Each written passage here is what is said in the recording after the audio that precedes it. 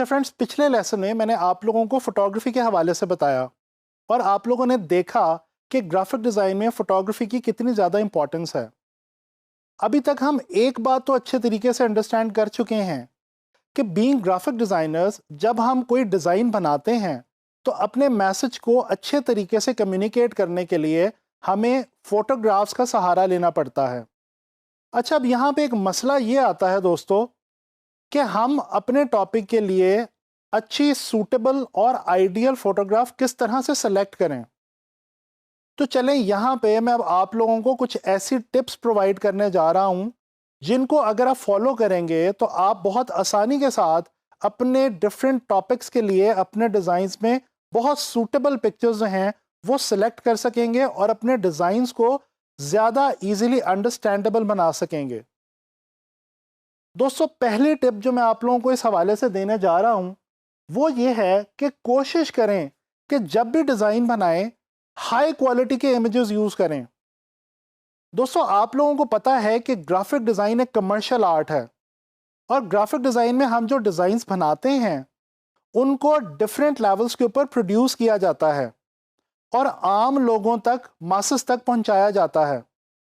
लिहाजा फ़र्ज़ कर लें कि आपके क्लाइंट ने आपको कोई पोस्टर डिज़ाइन करने के लिए कहा और आपने बहुत मेहनत करके बहुत अच्छा डिज़ाइन बना लिया, लेकिन आपसे सिर्फ एक गलती अगर हो गई कि आपने उसमें जो इमेजेस यूज़ किए वो लो रेजोल्यूशन के या स्मॉल साइज़ के यूज़ किए, तो इसका नुकसान ये होगा कि जब वो पोस्टर प्रिंट होने लगेगा तो प्रिंट होने के बाद उसमें वो जो लो रेजोल्यूशन का इमेज होगा वो उस डिज़ाइन की ओवरऑल आउटलुक को डिस्टर्ब कर देगा। इस तरह से आपने जो डिज़ाइन के ऊपर मेहनत की वो ज़ाया हो जाएगी। तो दोस्तों, कोशिश करें कि हमेशा अपने डिज़ाइंस के अंदर हाई रेजोल्यूशन के और बड़े स्केल के इमेजेस को यूज़ करें। इसके अलावा एक और इम्पॉर्टेंट टिप जो मैं आपको इस हवाले से देना चाहता हूँ वो ये है कि कोशिश करें कि आप हमेशा अपने टॉपिक से रेलेवेंट इमेजेस का इस्तेमाल करें। मिसाल के तौर पे अगर आप एनिमल फूड से रेलेवेंट कोई भी ब्रोशर या पोस्टर डिज़ाइन कर रहे हैं तो डेफिनेटली आपको एनिमल्स के इमेजेस यूज़ करने चाहिए। इसी तरह से अगर आप कार्गो के लिए कोई पोस्टर डिज़ाइन कर रहे हैं तो आपको कार्गो से रेलेवेंट इमेजेस यूज़ करने होंगे। अगर आप एयरलाइन की बात कर रहे हैं तो फिर आपको स्काई के और जहाज़ों के जो विजुअल्स हैं वो आपके लिए कारआमद साबित होंगे। अच्छा, इसी तरह से एक और मैं आपको टिप देता चलूं। दोस्तों, ख़ास तौर पर जब हम किसी प्रोडक्ट के हवाले से कोई डिज़ाइन बना रहे होते हैं तो आम तौर पे हम एक गलती करते हैं और वो ये कि हम प्रोडक्ट के इमेजेस तो यूज़ कर लेते हैं लेकिन ह्यूमन एलिमेंट को इग्नोर कर देते हैं। तो दोस्तों, याद रखें कि आपके डिज़ाइंस को वो इमेजेस ज़्यादा इंटरेस्टिंग बनाती हैं, ज़्यादा अट्रैक्टिव बनाती हैं जिनके अंदर ह्यूमन एलिमेंट जो है वो मौजूद हो। अच्छा, इसी तरह से बात हमने ह्यूमन एलिमेंट की है तो बात करते चलें साथ ही ह्यूमन फीलिंग्स की भी। दोस्तों, एक और टिप ये है कि आप अपने इमेजेस को बहुत अट्रैक्टिव बना सकते हैं, बहुत ड्रामेटिक बना सकते हैं और बहुत इंटरेस्टिंग बना सकते हैं अगर आप उनके अंदर ऐसे इमेजेस को यूज़ करें जो इमेजेस ह्यूमन फीलिंग्स को शो करते हों।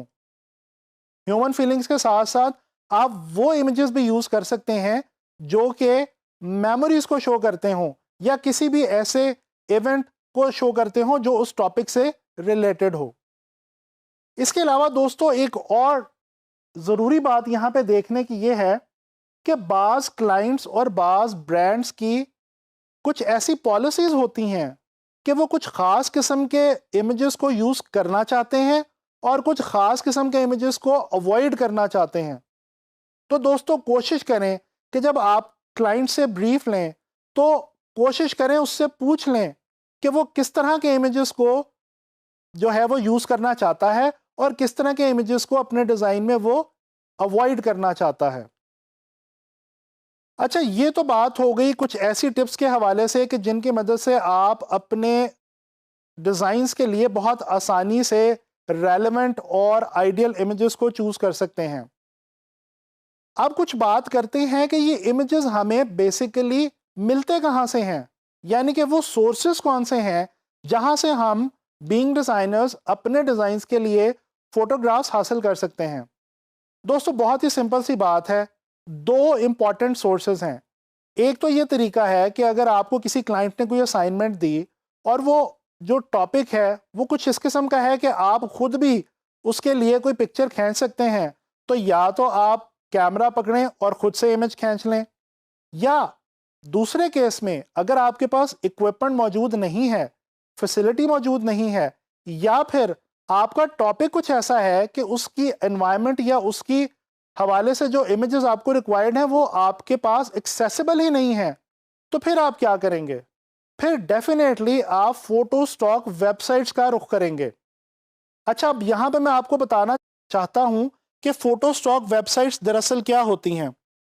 दोस्तों इंटरनेट के ऊपर कुछ ऐसी वेबसाइट्स हमें मिलती हैं जिनके ऊपर पूरी दुनिया से रेलेवेंट फोटोग्राफ्स और इमेजेस के स्टॉक्स अवेलेबल होते हैं, यानी कि उन वेबसाइट्स ने डिफरेंट टॉपिक्स के हवाले से इमेजेस को कंपाइल करके इंटरनेट पे हमारे लिए रख दिया है। अब हम वहां से इन इमेजेस को डाउनलोड कर सकते हैं और बहुत ही आराम से अपने इमेजेस के अंदर इस्तेमाल भी कर सकते हैं। चलें बात करते हैं कुछ ऐसी ही वेबसाइट्स के हवाले से। मैं आपको कुछ ऐसी इंपॉर्टेंट वेबसाइट्स का बताता हूं जो कि दुनिया के अंदर अच्छे इंपॉर्टेंट फोटो स्टॉक वेबसाइट्स के तौर पे जाने जाती हैं। दोस्तों आप अपनी स्क्रीन पे देख सकते हैं, आपके सामने shutterstock.com का जो पेज है ये ओपन है। shutterstock.com दुनिया की सबसे फेमस और सबसे ज़्यादा यूज़ की जाने वाली फोटो स्टॉक वेबसाइट है।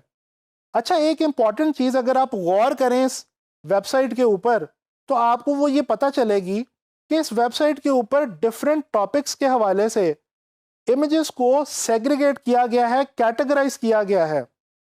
आप डिफरेंट कैटेगरीज में जाके इमेजेस देख सकते हैं, यानी आपको यूथ के हवाले से अलग कैटेगरी के इमेजेस मिलेंगे, आपको ओल्ड एज के लोगों के लिए अलग कैटेगरी में इमेजेस मिलेंगे, इसी तरह लाइफस्टाइल के अलग, फैशन के अलग, मेडिसिन के अलग और इंडस्ट्री के अलग कैटेगरीज यहाँ पे मौजूद हैं। तो इस तरह से बहुत ही आसानी के साथ आप अपनी रेलेवेंट कैटेगरी में या रिक्वायर्ड कैटेगरी में जाके अपनी रिक्वायर्ड इमेज जो है वो उसको डाउनलोड करें और अपने डिज़ाइन के अंदर यूज़ करें।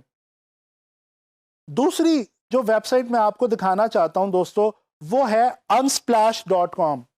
ये भी एक ऐसी वेबसाइट है जो बहुत ज़्यादा मशहूर है पूरी दुनिया के अंदर फोटो स्टॉक वेबसाइट के हवाले से, और इसके ऊपर भी आपको डिफरेंट टॉपिक्स पे, वाइड रेंज ऑफ टॉपिक्स पे बहुत ही अच्छे इमेजेस और फोटोग्राफ्स डाउनलोड करने को मिल सकते हैं। एक और वेबसाइट मैं आपको बताता चलूं, pexels.com। इस वेबसाइट के ऊपर भी आपको बहुत ज़्यादा टॉपिक्स पे बहुत अच्छे इमेजेस मिलेंगे। अच्छा, ये जो वेबसाइट्स अभी हमने देखी हैं, आपने गौर किया होगा कि ये जो वेबसाइट्स हैं इन पे ज़्यादातर इमेजेस यूनिवर्सल हैं, यानी कि ओवरऑल पूरी दुनिया से इकट्ठे किए गए हैं। अच्छा, ये तो हो गई कुछ इंपॉर्टेंट फोटो स्टॉक वेबसाइट्स, लेकिन यहाँ पे मैं आपको एक इंपॉर्टेंट बात बताता चलूँ। दोस्तों ऐसा नहीं है कि इन वेबसाइट्स के ऊपर ये तमाम के तमाम इमेजेस आपको फ्री में मिल जाएंगे। नहीं, ये तमाम इमेजेस रॉयल्टी फ्री नहीं होते, बल्कि होता कुछ यूं है कि इन वेबसाइट्स के ऊपर कुछ इमेजेस जो हैं वो आपको फ्री डाउनलोड करने के लिए अवेलेबल होंगे, जबकि कुछ ऐसे इमेजेस होंगे जो कि एक्सक्लूसिव होंगे और उनको हासिल करने के लिए, डाउनलोड करने के लिए आपको इन वेबसाइट से उनके राइट्स परचेज करने होंगे, यानी कि उन इमेजेस को खरीदना होगा। नेक्स्ट लेक्चर के अंदर मैं आपको ये गाइड करूंगा कि आपने गूगल के ऊपर अपने टॉपिक से रेलेवेंट इमेजेस को और हाई क्वालिटी और अच्छे इमेजेस को किस तरह से जो है वो ढूंढना है।